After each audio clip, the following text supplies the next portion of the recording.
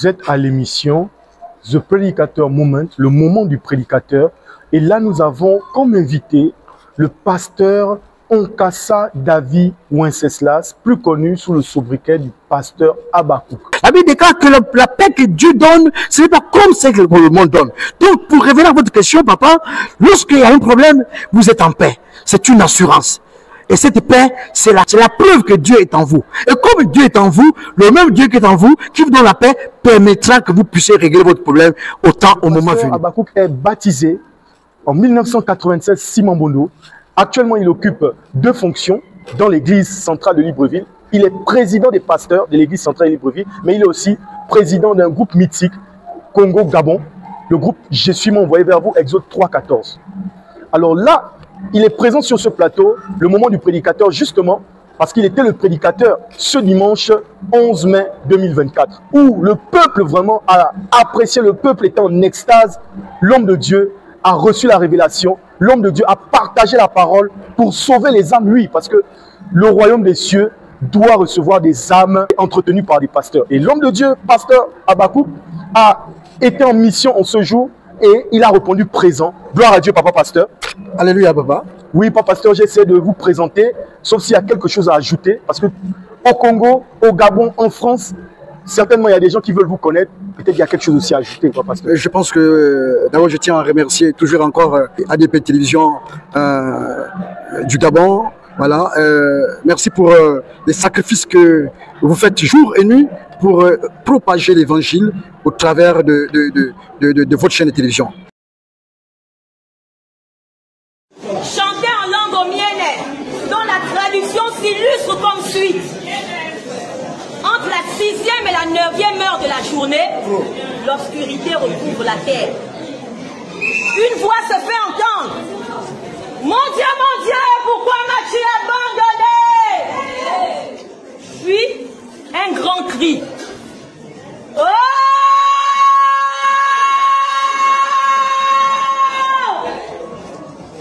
C'est le cri de Jésus qui vient de mourir sur la croix de Golgotha. Quelle tristesse! Quelle douleur! Les femmes pleurent. Les femmes pleurent. Assurément, cet homme était le Fils de Dieu.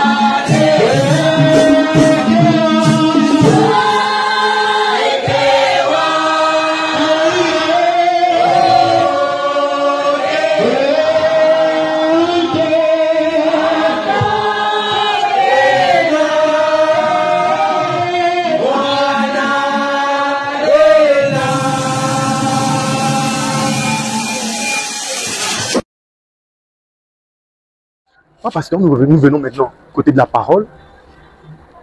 Alors, on a prêché. Il y a eu beaucoup qui ont reconnu que le Seigneur, les grâces du Seigneur et les bontés de l'Éternel pendant votre prédication. Est-ce qu'on peut revenir sur la prédication? Nous étions dans quelle parole, par exemple? Et nous étions dans quelle thématique pour que le peuple soit aussi conquis par cette parole? Parce qu'on avait l'impression que le peuple et la parole étaient comme connectés. Voilà, il y avait une connexion entre les deux à travers le message que vous avez prêché. Alors, pas pasteur, c'était quoi le message et c'était quoi la thématique? Il faut donc préciser que la parole de ce matin était dans le livre de 2 Thessaloniciens 3, merci autant pour moi, le verset 16. Ça disait ceci: que le Seigneur de paix vous donne lui-même la paix en tout temps, de toute manière, que le Seigneur soit avec vous tous. Amen. Hein? Amen. Voilà. Donc, la parole d'aujourd'hui, comme on peut le constater, la thématique c'était la paix. La paix, c'est une chose importantissime pour les chrétiens que nous sommes. La paix est un élément aussi fondamental dans le monde charnel que dans le monde spirituel. La paix, le monde en parle. Ils en parlent. Les chefs d'État en parlent. Les hommes politiques en parlent. Mais la paix aussi, on en parle en milieu ecclésiastique. Mais la paix dont il est question ici, dans cette parole, n'était pas la paix du monde, parce que c'était plutôt la paix de Dieu. La Bible nous dit dans le livre de Jean que la paix que Jésus-Christ nous donne, ce n'est pas comme celle que le monde nous donne. Donc ici, la parole était autour de la paix. Nous avons dit que la paix avait une dimension triptyque. C'est-à-dire, d'abord la paix avec soi-même, la paix intérieure, et la paix avec autrui, parce que c'est la paix intérieure qui peut impacter ou influencer la paix extérieure. Et la paix extérieure, c'est celle que tu entreprends avec ton prochain. En dehors de ces deux paix-là, il y a aussi la paix avec ton Dieu. Donc, nous avons donc dit que nous ne pouvons pas être des chrétiens et ne pas être en paix avec les autres. Or, dans nos églises, dans nos milieux ecclésiastiques, dans nos milieux professionnels, dans nos milieux familiaux, il arrive que nous ne sommes pas en paix avec les autres, avec nos prochains. Et nous disons chrétiens, c'est une utopie. C'est un leurre, c'est un mensonge. On ne peut pas peut-être être chrétien et ne pas être en paix avec son prochain. C'est pas possible. C'est pourquoi la Bible déclare, dans le livre de Hébreux 12, 12 à 14, Hébreux 12, verset 14 précisément, la Bible dit, recherchez la paix avec tous. La Bible dit pas recherchez la paix avec quelques-uns. Mais la Bible dit recherchez la paix avec tous. Et le tous ici inclut toi-même, ton prochain et ton Dieu. Donc tu vas rechercher la paix avec toi, avec ton prochain et avec ton Dieu. Mais aussi, nous avons également dit que la paix est un don de Dieu. Parce que elle est un don de Dieu, pourquoi? Parce que la paix, un homme peut donner la paix, mais c'est un semblant de paix. C'est une paix éphémère. Or, la paix que Dieu donne, elle est une paix qui résiste devant les obstacles. Et la paix, ce petit mot de 4 lettres, P-A-I-X, ce mot de 4 lettres, c'est un mot qui symbolise les 4 points cardinaux, le nord, le sud, l'est et l'ouest, qui symbolise aussi les 4 saisons d'une année. Vous voyez bien le rapport qu'il y a avec ce mot de la paix. Ça veut dire que quand il symbolise les 4 points cardinaux, ça veut dire que la paix, c'est la terre. Lorsque le monde est en paix, toute la terre est en paix et toute l'humanité est en paix. Voilà un peu ce que je pourrais dire à propos de cela. D'accord, papa, pasteur. J'ai vu que papa voulait développer, mais papa s'est arrêté, mais papa devait continuer. Sauf que, lors de la prédication, papa disait, tu peux avoir quelque chose, une situation qui t'arrive, mais il faut avoir la paix. Donc papa, tout de suite là, j'ai par exemple, je n'ai pas payé le loyer, et le propriétaire, je suis déjà par exemple, je suis censé payer le 25, le propriétaire est toujours en train de cogner. Mais papa disait, malgré ce genre de situation, malgré les difficultés qu'il y a, nous devons toujours avoir la paix. De quel paix il s'agit? Ou comment détacher des situations qui nous perturbent dans notre âme intérieure et la paix? C'est quoi la différence, papa? Il y a une différence fondamentale entre la paix que le monde donne et la paix de Dieu. Le monde définit la paix comme étant l'absence de guerre. Mais Dieu, selon la définition de Dieu, la paix est la manifestation de la présence de Dieu. Ça veut dire que quand tu as la paix qui vient de Dieu, même quand tu es en difficulté, tu es dans une quiétude. Tu es dans un calme, tu es dans une tranquillité. Même quand tu es malade, tu es en paix. Quand tu as les problèmes financiers, tu es en paix. Parce que cette paix-là ne vient pas de l'homme, elle vient de Dieu. Et comme elle vient de Dieu, donc Dieu est en toi. Et comme Dieu est en toi, tu n'as pas à craindre. Malgré la difficulté, malgré l'obstacle, le Dieu de paix. La Bible déclare que la paix de Dieu, qui surpasse toute intelligence, garde vos cœurs en Jésus-Christ.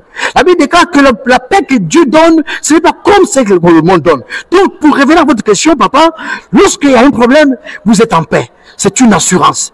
Et cette paix, c'est la preuve que Dieu est en vous. Et comme Dieu est en vous, le même Dieu qui est en vous, qui vous donne la paix, permettra que vous puissiez régler votre problème au moment venu. Alors, Papa Pasteur, là, la paix, là, ça nous intéresse beaucoup, Papa Pasteur. Ça nous intéresse parce que si, avec tous les problèmes, par exemple, que j'ai, les difficultés que j'ai, je suis, par exemple, en train de traverser, par exemple, je suis dans un pays un peu où il y a une catastrophe naturelle, par exemple, au Japon, où il y a un tsunami. Mais Papa Pasteur me dit, si j'ai la paix que donne le Christ, même s'il y a un tsunami, même s'il y a un tremblement de terre, je ne peux pas paniquer. Alors, Papa Pasteur, ça m'intéresse. Voilà pourquoi je vais demander, parce qu'il y a des profanes, il y a des gens qui n'arrivent pas à cerner un peu les mystères. Alors, Papa Pasteur, comment on fait pour avoir une telle paix? C'est quoi la procédure? Est-ce que c'est une formule? Est-ce qu'on lit juste un verset? Parce que là, Papa, ce que vous êtes en train de dire, c'est extraordinaire. Même quand il y a un danger, même quand il y a une difficulté, le Seigneur est capable de nous apaiser. Donc, Papa Pasteur, est-ce qu'il y a une procédure? Est-ce qu'il y a quelque chose à faire pour avoir cette paix? Parce que les pasteurs demandent de rechercher la paix. Non pas, si je ne me trompe, non pas comme par exemple les bouddhistes qui méditent, ils sont à longueur de journée, ils sont assis, ils ne font rien. Ils sont là, ils n'ont pas de contact avec les autres. Mais Papa Pasteur ne dit pas de rechercher la paix dans ce genre de pratique.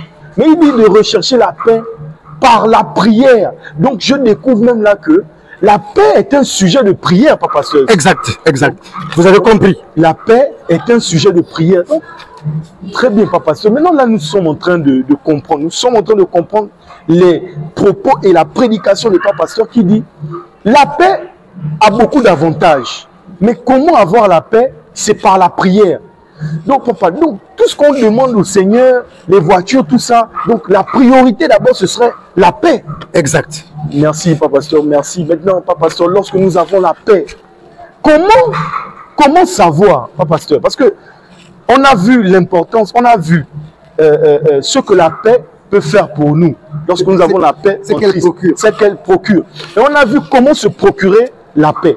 Mais la dernière question, Papa Pasteur, comment savoir que nous avons la paix de Christ en nous? Quels sont les signes? Si on est en Christ, on est une nouvelle créature. Les choses anciennes sont passées, voici toutes choses sont devenues nouvelles. La Bible déclare que lorsqu'on est en Christ, ce n'est plus nous qui vivons, mais c'est Christ qui vit en nous. C'est-à-dire, si Christ vit en nous, il nous accorde des attributs. Nous avons les attributs de Christ en nous. Parmi ces attributs-là, nous avons la paix. Les signes, pour revenir à votre question, les signes qui montrent qu'on a la paix, c'est la tranquillité, c'est le calme devant la situation, devant n'importe quelle situation. Lorsque vous êtes dans une situation, quand vous ne paniquez pas, c'est un signe de quelqu'un qui a la paix. Quand vous êtes devant une situation, si vous ne tremblez pas, c'est un signe de quelqu'un qui a la paix. Quand vous êtes devant une situation, si vous ne paniquez pas, vous ne tremblez pas, vous ne vous plaignez pas, vous ne gémissez pas, c'est un signe de quelqu'un qui a la paix. Donc, quelqu'un qui a la paix, c'est quelqu'un qui est dans une quiétude, dans une tranquillité, dans un calme, dans une assurance totale. D'accord, Papa Pasteur. En résumé, nous avons vu ce que procure la paix chez un chrétien venant de Christ Jésus. Nous avons vu comment se procurer la paix. Et nous avons vu les signes de la paix. Mais Papa Pasteur, maintenant la dernière question. Parce qu'il y a les signes qui accompagnent la paix. Et quand nous avons la paix de Christ en nous, nous avons constaté aussi qu'il y a des chrétiens qui ont commencé dans ça. Ils étaient imperturbables face à certaines situations, mais qui au bout d'un certain temps ont perdu cette paix-là. Ah oui, Papa Pasteur. Maintenant là, comment maintenir cette paix en tant que chrétien? Comment faire cette rétention de la paix? Elle reste là, elle reste avec nous jusqu'à la fin de nos jours, par exemple. Un chrétien n'est pas un païen. D'accord. Un chrétien a un mode de vie. On dit chrétien vient de Christ. Oui. Un chrétien a un mode de vie. Un mode de vie qui est discipliné. Lorsque vous avez la paix, pour ne pas la perdre, il faut vivre dans la méditation de la parole de Dieu. Très bien. Il faut vivre dans la prière. Il faut être entouré des hommes de Dieu. Il faut toujours chercher à nourrir sa paix par la prière, par la méditation de la parole de Dieu. Voilà ce qu'il faut faire. Si vous nourrissez votre paix par la prière, par la méditation de la parole de Dieu, rassurez-vous, vous n'allez jamais la perdre. Au contraire, elle va davantage s'augmenter, elle va davantage grandir en vous. D'accord, Papa Pasteur. Mais Papa Pasteur, je vais terminer là, on va clôturer. Même si on ne termine pas toujours. Est-ce que la paix n'est pas le résultat d'une foi en notre Seigneur? Très bien, papa, vous avez tout compris. En fait, il faut comprendre une chose. La paix englobe la foi. La paix englobe l'amour. La paix englobe le pardon. Quand on est en paix, on pardonne facilement. Quand on a la paix, on a la foi. Parce que pourquoi on a la foi? Parce que quand une situation arrive, on ne tremble pas parce qu'on est en paix. On est en paix parce qu'on a foi que malgré ce qui s'est fait là, je reste tranquille, le Seigneur agira. C'est la foi qui rentre dans la paix. Quand on a la paix, on pardonne son frère. Parce que quoi? On a l'amour. Quand on a la paix, eh bien, vraiment, la foi, l'amour sont les compagnons de la paix. Merci Papa Pasteur. C'était là le moment du prédicateur. Et vous avez vu le pasteur Habakouk, président des pasteurs de l'église centrale de Libreville, président actif du groupe Je suis, m'a envoyé vers vous. Exode 3.14, Libreville, Gabon. Papa a un message certainement pour ceux-là, pour une situation dans l'église. Papa, parce que j'ai vu là, quand papa prêchait, papa parlait des chantres qui ne s'entendent pas. Pour le manque de pardon, beaucoup ont préféré quitter l'église. Beaucoup sont partis dans les groupes de louanges. Beaucoup sont partis dans l'assemblée à cause de ce manque de paix envers les autres. Quel est le message que le pasteur donne à ces brebis qui sont justement partis parce qu'elles n'avaient plus cette paix? Cette paix-là, donnée par le Seigneur dans la maison de Dieu. Alors, Papa Pasteur, la caméra est devant vous. À travers cette caméra, je voulais donc exhorter un frère, je voulais exhorter une sœur qui, à cause d'un problème quelconque, a perdu sa paix. La paix est quelque chose de primordial. La paix est quelque chose qu'il faut conserver jalousement. La paix, c'est une chose qu'il ne faut pas perdre pour aucune raison. Quel que soit le problème, quelles que soient les circonstances, la paix doit être en toi. J'exhorte donc une bien-aimée qui m'écoute. J'exhorte un bien-aimé qui m'écoute, qui a perdu sa paix, qui est sorti d'un groupe de louanges, qui est sorti de sa famille, qui a quitté l'église, qui a quitté sa famille, qui a quitté le groupe de louanges, qui a quitté le milieu de son environnement. Je l'exhorte à revenir. Parce que, en ce qui concerne le christianisme, nous sommes appelés à marcher ensemble. On peut ne pas être des amis, mais on est obligé de marcher ensemble parce que nous sommes appelés les enfants de Dieu. Et les enfants de Dieu doivent vivre en tout temps, en toutes circonstances, de quelque manière que ce soit, doivent vivre en paix. Voilà donc sur ce, je termine et je clôture mon exhortation en disant que la paix est précieuse pour nous les chrétiens. On ne badine pas la paix et ne laissons pas le diable voler notre paix. Amen. Vous l'avez compris, c'était le moment du prédicateur avec le pasteur Habakouk qui était là pour exhorter justement ceux-là qui sont partis de l'église. Ceux-là qui sont partis à cause d'une difficulté, à cause d'un manque de pardon, à cause d'un manque de paix. Parce que on entendait ici et là, je suis persécuté, on me persécute dans la maison de Dieu. Le serviteur de Dieu a parlé, inspiré par le Seigneur, il a dit, recherchez la paix par rapport à la parole de Dieu. Donc ceux-là qui sont partis pour un manque de paix, revenez dans la maison du Seigneur. Vous allez trouver votre paix juste par le pardon, juste selon votre foi, et que le Seigneur soit béni. Donc c'était là le moment du prédicateur, c'était Claude le communicateur, c'était une émission spéciale avec le président des pasteurs et le président actif du groupe Je suis, le pasteur Habakouk ou pasteur Nkassa David Wenceslas, qui nous a parlé tout simplement de la paix.